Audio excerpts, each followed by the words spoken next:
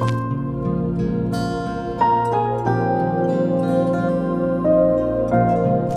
आइए बात करते हैं सिंह राशि के लिए। सिंह राशि के बर्थ चार्ट में केतु जो है कन्या राशि में आने के बाद कौन से भाव में बैठ रहे हैं, तो वो सेकंड हाउस में यानी आपके दूसरे भाव में बैठ रहे हैं और सेकंड हाउस से बैठकर 6, 8 और 10th हाउस पे दृष्टि है।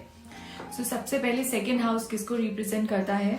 जो दर्शाता है वो आपकी सेविंग्स, आपका धन अर्जित करना, पैसा जोड़ना और उसके साथ में इंसेस्टर्स की ब्लेसिंग्स, आपके बड़े बुजुर्गों की ब्लेसिंग्स, उनकी प्रॉपर्टी और आपके जो इमीडिएट फैमिली आफ्टर बर्थ है, आपका परिवार, उसको और उसके साथ आपकी ईगो, इन सब को दर्शाता है सेकेंड हाउस।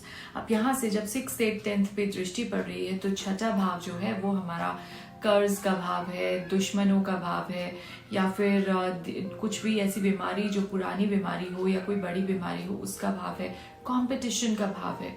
और अगर हम बात करते हैं 8th हाउस की, सो 8th हाउस लॉन्जेविटी, आयु, आपके एक्सीडेंट्स या फिर रिसर्च, इसको दर्शाता है। और 10th हाउस की अगर हम बात करते हैं तो हम सब जानते हैं पिता को या फिर पिता के रिलेशन के साथ में कर्म भाव है ये, और प्रोफेशन, आपके बिजनेस, इन सब को रिप्रेजेंट करता है। सो सबसे पहले बात करते हैं सेकेंड हाउस की। तो जब धन भाव में ये जाकर बैठ गए हैं तो यहाँ पे जिस भी भाव में बैठते हैं सबसे पहले वहाँ के रिलेशंस, वहाँ के कारक, उन सभी को डिस्टर्ब भी करते हैं और अगर हम उन सब का ध्यान रखें तो उसको अच्छे इफेक्ट्स भी देते हैं।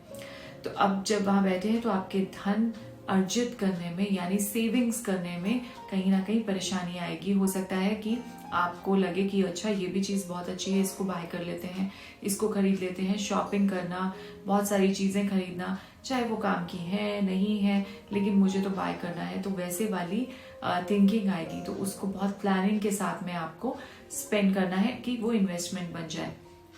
तो सेविंग्स का बहुत बहुत ध्यान रखना है धन अर्जित करने का। एंसेस्ट्रल ब्लेसिंग्स के लिए अगर बात करें तो कहीं ना कहीं हो सकता है आपके जो बड़े बुजुर्ग हैं उनके साथ में कोई भी आपको ऐसी दुखद घटना सुनने को मिले उनके लिए, या रिलेशंस में कोई आपके प्रॉब्लम्स आए तो वो आपको, जहाँ रिलेशंस की बात होती है वो कंट्रोल करना है। उनकी प्रॉपर्टी, एंसेस्ट्रल प्रॉपर्टी की जब बात होती है, इनहेरिटेड प्रॉपर्टी, वो वहाँ पे अगर कोई ऐसी बात चल रही है तो वहाँ आर्ग्यूमेंट हो सकती है कि ये आपको नहीं मिलेगी। तो कोई बात नहीं, आपको बिल्कुल भी इसके लिए परेशान नहीं होना है क्योंकि ये प्रॉपर्टी किसी ने नहीं लेके जानी, राइट। और प्रॉपर्टी के चक्कर में अगर आप अपने रिश्तेदारों से, अपने बड़े लोगों से किसी भी टाइप की आर्ग्यूमेंट करते हैं, किसी भी टाइप का वाद विवाद करते हैं, सो उससे रिश्ते खराब होते हैं। मिल तो आपको जाएगी लेकिन उसके बाद में आपको जो शांति नहीं मिलेगी वो सबसे ज़्यादा अहम है।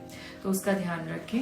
कोई बात नहीं, अगर आपके भाग में है तो मिलेगी, नहीं तो आप खुद मेहनत कीजिए और अपने लिए रहने की जगह या उससे भी अच्छा कुछ भी जो आप चाहते हैं वो बनाइए। पर इन सब पछड़ों में या फिर इन सब क्लैशेस में नहीं पड़े ताकि अपने रिलेशंस अच्छे रहें। अब क्योंकि बात हो रही थी 6th हाउस की, तो 6th भाव पे जब दृष्टि पड़ती है तो यहाँ से आपके किसी भी टाइप के कंपेटिटर्स या फिर पुराने कोई दुश्मन या फिर कोई ऐसा कोई रोग निकल कर आता है, या फिर अगर हम बात करें कर्जों की तो हाँ, डेट कोई भी आप ले सकते हैं। तो ध्यान रखिए, यही बात हो रही है कि सेविंग्स का ध्यान रखना है। जब सेविंग्स नहीं होंगी और कहीं पे ऐसी जगह पे आपको ज़रूरत पड़ेगी धन की तो आप क्या करेंगे, कर्ज पर लेंगे। तो उसके पहले ही उसका स्टेप जो है वो ये फॉलो कर लें कि बिना किसी बात के अननेसेसरी, अनवांटेड जगहों पे आप पैसा ना खर्च करें जिससे आपको कर्ज नहीं लेने पड़े। क्योंकि बिजनेस एक्सपेंशंस होंगी, न्यू एक्सपेंशंस होंगे, उसके लिए हो सकता है आपको लेना पड़े लोन, लेकिन बात वही है कि वो इन्वेस्टमेंट के लिए लगना चाहिए। अननेसेसरी फिजूल के खर्चे में नहीं जाए तो अच्छा है। अपनी ईगो और अपनी वाणी दोनों को ही कंट्रोल में रखेंगे। जब सेकंड हाउस की बात हो रही है तो आपकी वाणी की बात होती है, किस तरह से आप लोगों के साथ बिहेव करते हैं।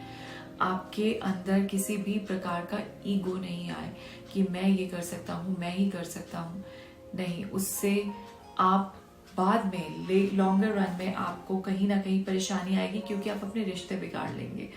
तो इसका ध्यान रखेंगे। और new expansions are shortly there, ज़रूर हैं, क्योंकि रिसर्च भाव पे 8th हाउस पे भी दृष्टि पड़ रही है। तो सबसे पहले ड्राइव सेफली, अगर आप ड्राइव करते हैं तो थोड़ा ध्यान से ड्राइव करें। और रिसर्च का भाव है, तो रिसर्च में अगर आप रिसर्च से रिलेट करते हैं, रिसर्च से रिलेट करता है आपका बिजनेस, आपकी जॉब, आपका काम, तो डेफिनेटली सक्सेस इज देयर।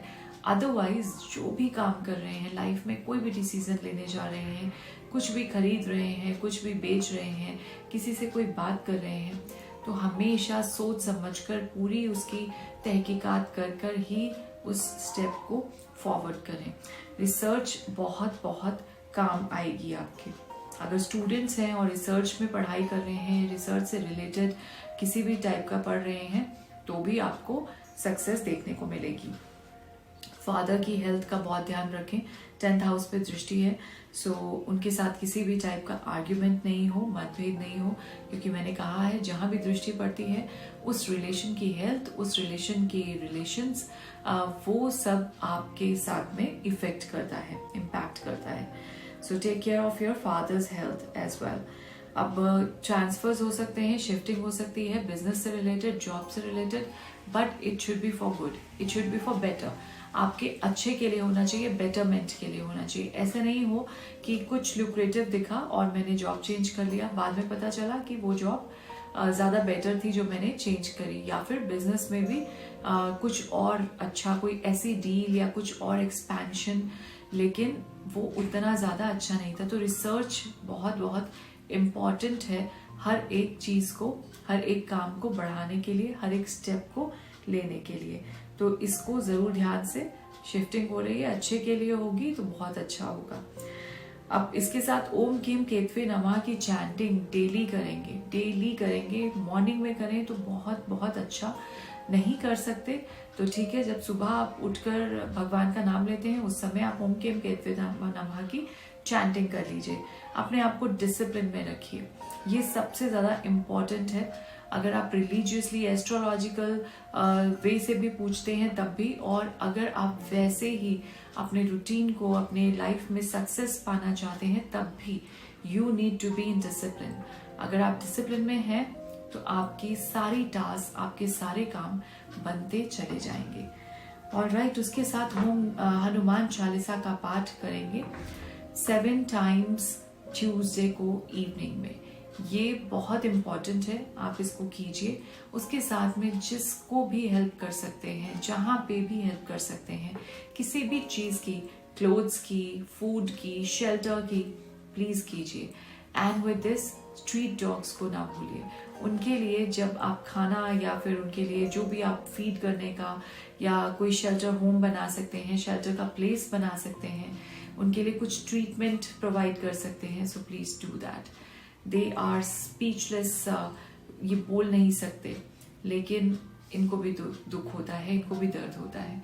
तो समझने की कोशिश कीजिए, आपके सारे काम बन जाएंगे, आपकी सारी विशेस फुलफिल हो जाएंगी। Just follow these things and they will make your life smoother. Thank you so much, have a very blessed day.